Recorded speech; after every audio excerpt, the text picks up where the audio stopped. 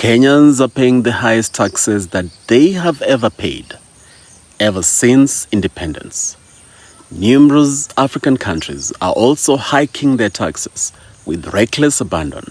This begs the questions: will more taxes result in more food on your table and more jobs? Will higher taxes lower the cost of living? To answer these questions, realistically, not theoretically, we're going to scrutinize the finances of Steve O, an ordinary 31-year-old Kenyan man. He doesn't care about the merits and demerits of austerity or stimulus. His every working moment is consumed by the struggle to put food on the table for his wife and 2 kids. Unfortunately, he can barely do this despite his job as a farm manager in Western Kenya. He earns an equivalent of $50 per month. After spending the bulk of his salary on food, he is left staring into the abyss of a $40 deficit. Debt looms large, a black hole that threatens to swallow him whole. Mobile money loans became his grim lifeline, pulling him deeper into a cycle of borrowing that he just can't seem to escape. Across Africa, millions identify with Steve-O's plight. Their existence teeters on the razor's edge, where any additional financial burden in the form of new taxes could prove disastrous. Their collective plight lays bare a fundamental truth: Africa cannot tax its way to prosperity. Each new tax, every higher tax, tightens the grip of poverty. Steve-O's life encapsulates the sheer struggle for survival plaguing vast swathes of the African continent. Just like him, nearly 500 million other Africans also live below the poverty line, below $2 per day. Let's pause here and think for a minute what exactly $2 can do for Steve-O and his family in Kenya.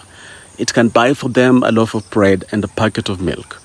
That will leave them with just over $1. Nothing left for toiletries, nothing left for buying drugs, nothing left for clothes or shoes or travel, nothing left for rent. Luckily, he lives in his ancestral home, in his own house. But for millions of Kenyans who live in urban areas, they have to pay rent, even if they also have nothing left for rent. According to the Kenya National Bureau of Statistics, 6 out of 10 Kenyans are struggling to pay rent. Many have been kicked out of their homes, yet the Kenyan government wants to take even more money from them through higher taxes. These people who struggle to meet the basic needs of food, shelter, and water are the real-life definition of living below the poverty line. It's a sheer struggle for survival. Enter taxes, enter IMF and World Bank, enter Kenya's President William Ruto. We have to live within our means. The president likes to say whenever he's justifying IMF and World Bank prescribed tax hikes. Question: does it look to you as if Steve-O isn't living within his means? Are the nearly 500 million Africans who live below the poverty line living beyond their means? When the World Bank, IMF, and presidents like William Ruto accuse them of living beyond their means, they are merely revealing how out of touch they are with the people. To the economists at World Bank, IMF, and leather-laden government offices, people like Steve-O are just statistics.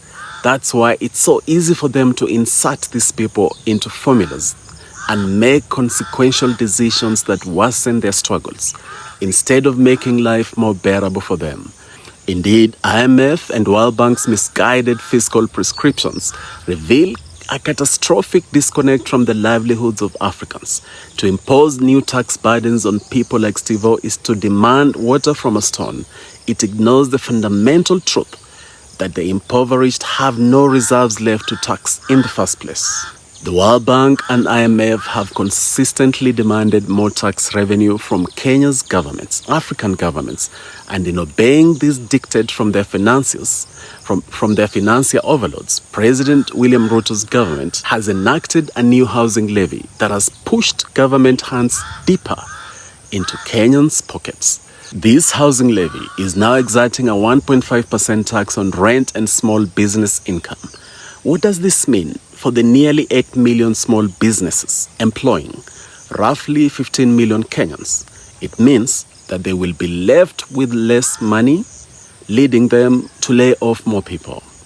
Many will close shop, all because IMF and World Bank demanded more tax revenue as a prerequisite for additional loans.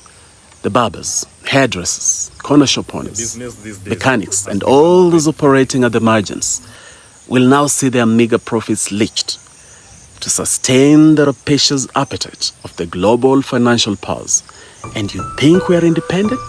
The World Bank and IMF have again played their role as the ruthless debt collectors of global capitalism, leaving Kenya's poor and working people to bear the burden of their elitist decrees. This is the legacy of the neoliberal age, a world where many are perpetually robbed to furnish the opulence of a few. Kenya's Finance Bill 2024, crafted under the watchful gaze of the World Bank and IMF, sought to strip bread from the value-added tax exemption. Though President Ruto has intervened to shelve this insensitive proposal, its very existence lays bare the abyss of inhumanity into which the mandates of foreign creditors would gladly plunge entire nations. To render bread more costly is to erect yet another barrier to basic subsistence for the dispossessed.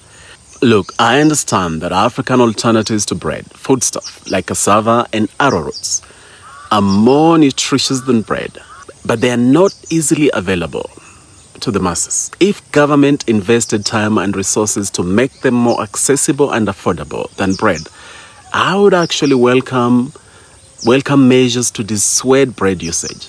But the government isn't doing this. While I'm glad that removing VAT exemption from bread is now seemingly off the table for Kenyans, I don't appreciate the deadly tax games that Kenya's government is playing with its people. It's like they keep testing the waters to see how far they can go. I also don't appreciate the government's growing ideological pathogen that mistakes balancing books and debt repayment as the paramount obligation to which all human endeavor must be subordinated. It recasts governance as ensuring that government lives within its means even as the people sink deeper into oppressive poverty. If this continues, the government will tax everything, including the very oxygen that we breathe.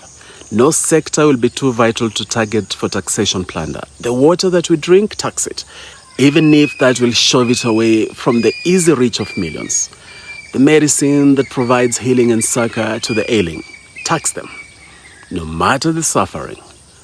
The proposal to tax bread arose not from any ethos anchored in human need and humanity, but from the same depraved Bretton Woods algorithms that would gladly render medication, water, and houses more expensive to score a marginal budgetary balance. This proposal emerged from the World Bank and IMF prescriptions, written from the lofty offices, oceans away from the streets of Nairobi. We must therefore name this phenomenon for what it is, not the sacrosanct administration of rational economic policy, but a form of socio-economic warfare waged by the international financial machinations against the people of the global south. It is the latest salvo in a long struggle between those who prioritize balancing books over empowering people.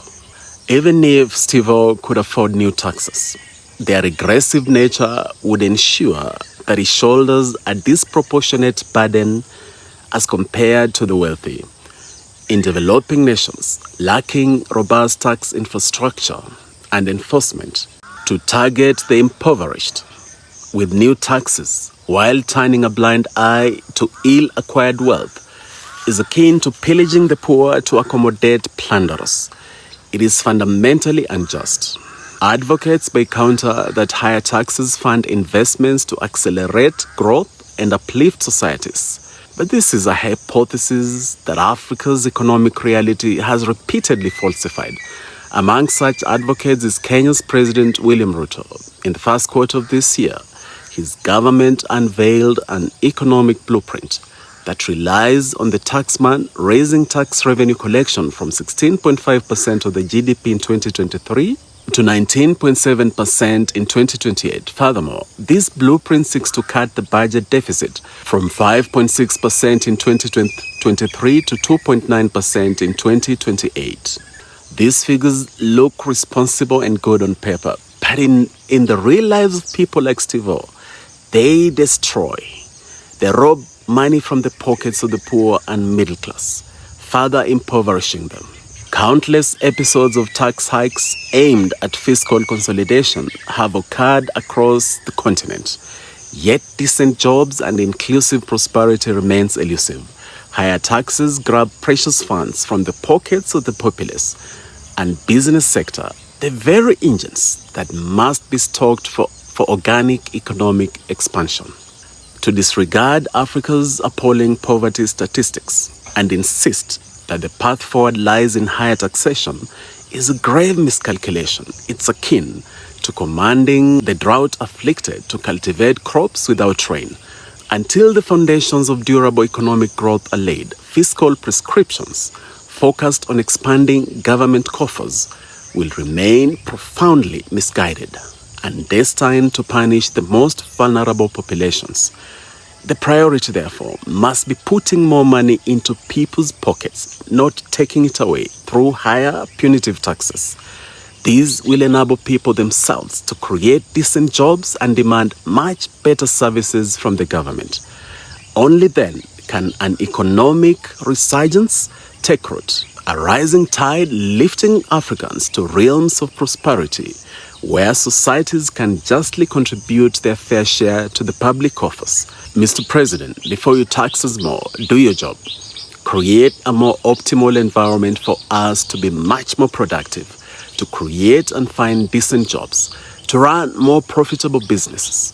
Let's talk about more taxation at that point. Steve-O's hopes for a modicum of security and dignity for his family hinge on such enlightened policymaking, not the regressive austerity of new taxes. Steve-O deserves to be like this bird, known as the Hadada ibis. The world is her oyster. She can fly wherever she wants, whenever she wants. Freedom pulsates through her existence. On the contrary, Steve-O can't feed his family what he needs to. He can't buy for them what he needs to.